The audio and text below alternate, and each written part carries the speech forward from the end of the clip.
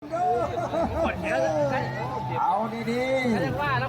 ทางด้านของเขาพี่ขีดจำกัดถ้าหากว่าเกินไปพลังต้องการถ้าหากว่าพวกเจ้าบางคนจะยับออกมาพอเป็นอย่างไงแล้วขอเสียงเจดีย์ขอเสียง1-2 1-2แอกเพชรก็ตามขอเพียงแล้ว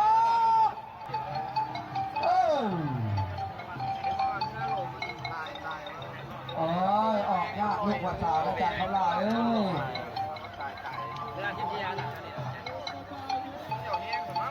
ออกก็ออกมาเถอะน้ำเป็น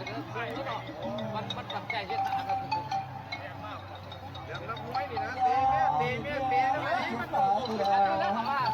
ล้ว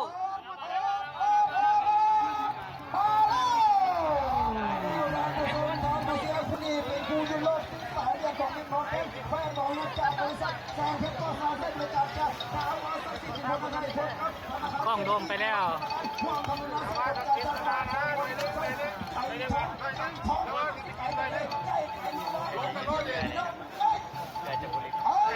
ไปละไปหัวใจเจบีบีแกมาพอแล้วถ้าไปแล้วไปแล้วพี่น้องดูนี่กันแล้วมานี่กันแล้วมาพบกันแล้วมาว่าจะไหนดูดีกันเลยดีไปได้บ่หรือว่าเจบีบีจะดีแพ้เล่นกันแล้วพอแล้วตามไปกันเลยพอดีเข้าหัวพอกันเลยพี่กันมาพดกันมาพี่เท่าไหร่อันนี้พดกันมาการเลยพี่กาเฮ้ย